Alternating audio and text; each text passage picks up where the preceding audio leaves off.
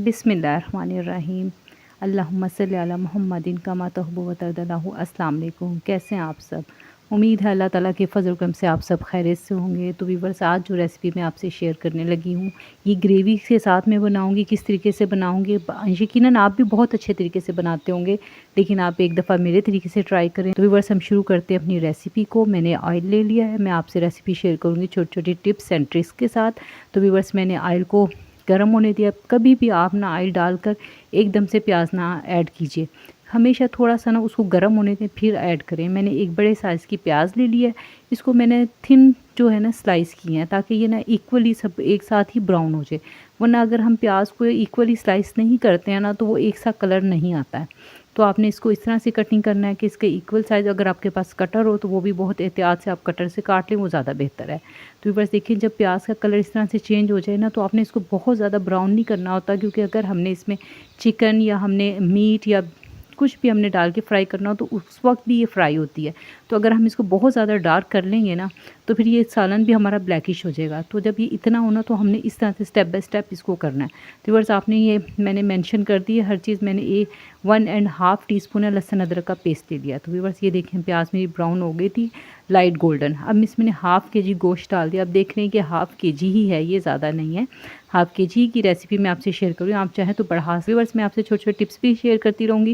Viewers, आप देख रहे हैं कि मैं इसको गोश्त को फ्राई कर रही हूँ, साथ-साथ प्याज को भी ना जैसे स्पैचुला की मदद से ना इसको मैश कर रही हूँ, कि इससे क्या होता है, ये साथ-साथ प्याज हमारा जो टाइम है ना, एक तो ज़ाया नहीं होता, साथ-साथ हमारी जो है ना गोश्त और प्याज भी फ्राई हो रही है, और साथ-साथ हम इसे करते रहेंगे तो इसका मसाला हमारा बहुत अच्छा बन जाता है। हमें ये नहीं करना पड़ता, अगर हम कौरमा भी बनाएँ तो उसकी भी हम प्याज डाल निकाल के जो हमें वो मैश करनी पड़ती है या उसको करना पड़ता है, वो नहीं करना पड़ेगा, अगर आप साथ-साथ ये कर लेंगे। तो व्यूअर्स, हमने ये चंद मसाले लिए हैं। मैंने ये ले लिया 2 टेबलस्पून मैंने चार गोश्त का मसाला ले लिया, 1 टेबलस्पून मैंने रोस्टेड धनिया और ज़ीरा ले लिया, हाफ़ टी स्पून मैंने लाल मिर्च ले लिया, और हाफ़ टी स्पून मैंने लिया था, क्योंकि अचार गोश्त के मसाले में भी व्यूअर्स नमक होता है, तो मैंने हाफ़ टी स्पून ही लिया था।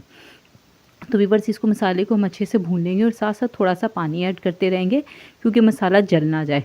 तो व्यूअर्स, हम थोड़ा-थोड़ा पानी डाल के मैं इसको भून लूँगी मसाले को अच्छे तरीके से। तो इस तरह से इसका कलर भी बाहर आ जाए। व्यूअर्स, ये इतना टेस्टफुल बना था ना, इतना मज़ेदार इसका मसाला बनता है ना।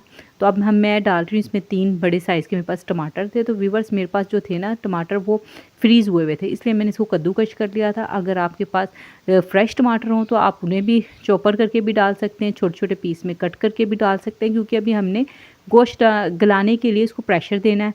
तो जिससे ये, अगर आप दूसरी तरह से भी टमाटर डालेंगे ना, फ्रेश टमाटर, और उसको छोटे-छोटे पीस करके डालेंगे, तो वो भी अच्छे से मैश हो जाएँगे, अच्छे से गल जाएँगे। मेरे पास ये फ्रोज़न थे, इसलिए वजह से मैंने इस तरह से डाले। अब मैं इसको अच्छी तरह से भून लिया मैंने। तो व्यूअर्स, देखिए हल्का सा ऑयल बाहर आ गया है।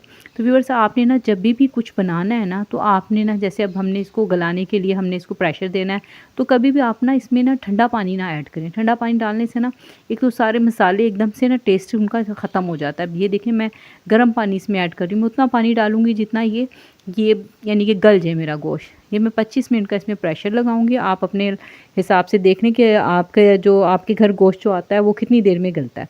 तो ये मेरे घर में जो गोश्त आता है ना, वो 25 मिनट में गल जाता है। तो मैं इसको बस अब मैं ना प्रेशर लगा दूँगी, ताकि ये गोश्त गल जाए। अगर आप चिकन में बनाएं तो आपको पता है कि वो तो फिर हमें कोई प्रेशर वगैरह देने की ज़रूरत नहीं है। मीट में तो हमें फिर देना पड़ता है, वरना बहुत ज़्यादा टाइम लग जाता है। और आजकल ज़िंदगी का टाइम वैसे ही इतना कम है, बस टाइम होता ही नहीं है। सीरियसली टाइम तो निकालना पड़ता है। टाइम होता ही नहीं, टाइम में बरकत ही नहीं रही है शायद, क्या है, अल्लाह ही बेहतर जानता है।